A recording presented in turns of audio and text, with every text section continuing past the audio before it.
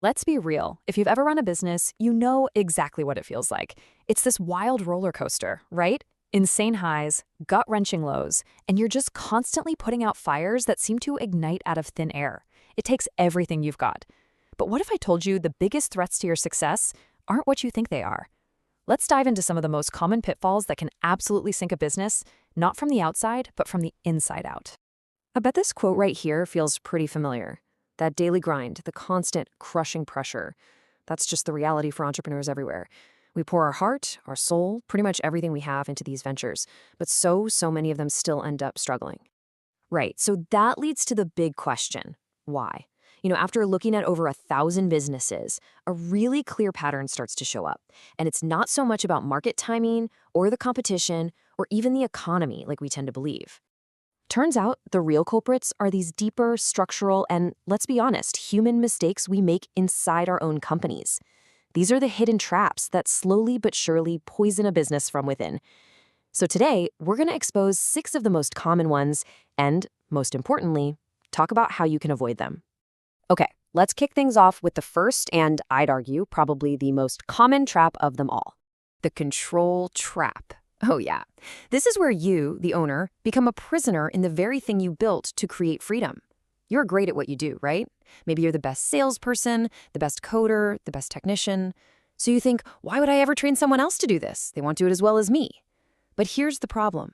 While you're so busy being the best at your business, you have 0 time left to work on your business. You can't scale, you can forget about taking a vacation, and the whole company just can't survive without you. So how do you break out of this prison? Well, you've got to systematically replace yourself. And here's the playbook. First, give yourself a real functional title for the job you're actually doing, something like lead sales rep. Next, you've got to document everything you do in that role and set some clear performance targets, the kind you'd hold anyone else to. And then the final step, hire and train the right person to take over that specific job. This process, it lets you duplicate your value, and it finally frees you up to actually lead the business. All right, let's talk about trap number 2. And believe me, this is a mistake every single founder is tempted to make at some point. Hiring based on pressure instead of fit. You know the scene, right? You've got an empty seat, your team is absolutely swamped, and you feel this incredible pressure to just fill the hole. Now, so what do? You lower the bar. You interview people, you see the red flags, but you just ignore them because you're desperate. This is a catastrophic mistake. It's not about how fast you hire, it's about never, ever compromising on your standards. And here's the bottom line, the hard rule you have to live by. The moment you ignore a red flag in an interview, you're not just hiring the wrong person, you're fundamentally failing your entire team. So the solution is a strict policy. If something feels off, you walk away. I don't care how much pressure you're under, there is no shortage of great people out there who want to join a great company. Don't let desperation poison your team. Okay, moving on to trap number 3. This one really starts to rear its ugly head when your business actually starts to grow. And that's the trap of scaling without clear roles and responsibilities. Think about it. You've got a dashboard with all these important metrics: leads, conversion rates, customer satisfaction. But if you ask, hey, who specifically is responsible for moving that number? And the answer is, everyone, or the marketing department, you have a massive problem. Because when everyone is responsible, nobody is. And the solution, well, it's actually beautiful in its simplicity. For every single critical metric in your business, there must be one person's name next to it. Period. One person who wakes up every single morning knowing that their number one job is to drive that specific number. From the very first marketing lead to the final delivery time for a customer, you assign a single owner. This creates clarity and accountability, and folks, that is the fuel for scaling. Now for trap number 4. Oh, this one is sneaky. It's particularly seductive for entrepreneurs who are already starting to see some success. It's the trap of adding complexity when you should be doubling down on simplicity. This usually happens when a business hits a milestone, maybe $1 million in revenue. You've proven the model works, and all of a sudden you get that itch to start something new. A second company, a new product line. You think you're creating more opportunity, but what you're actually doing is splitting your most valuable resource, your focus. The classic example, right? It's like a successful dentist in Arizona who decides to open a second office in their favorite vacation spot in Tahoe.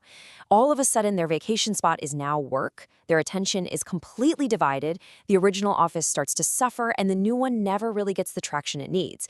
You end up trading a proven path to 10 million for two struggling businesses. This quote just nails it. Most business owners don't need more, they need less done, better. The path to real growth, to serious wealth, isn't about starting more things. It's about pouring all the gasoline on the one fire that's already burning bright. You gotta put on the blinders, focus. Keep the main thing the main thing.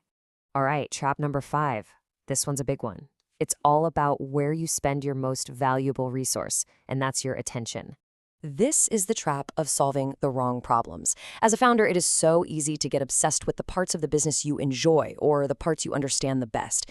It's like spending all your time perfecting the pasta sauce. Making it absolutely incredible, while the noodles are still raw in the box. You show up with this perfect sauce, but everyone goes hungry. The key to avoiding this is to just step back regularly and ask yourself, what is the single biggest bottleneck in my business right now? And then you pour all your energy there, even if it's not the problem you want to solve.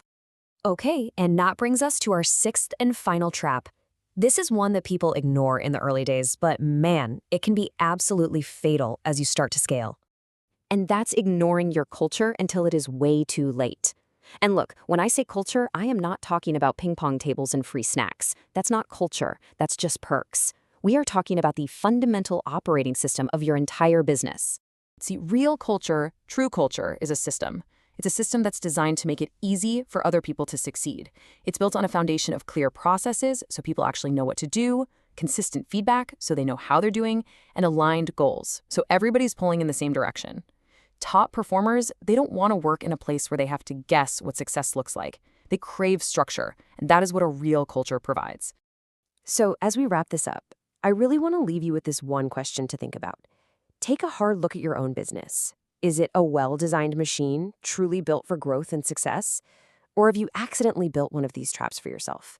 Because avoiding them, that's the real key to not just surviving, but to actually thriving.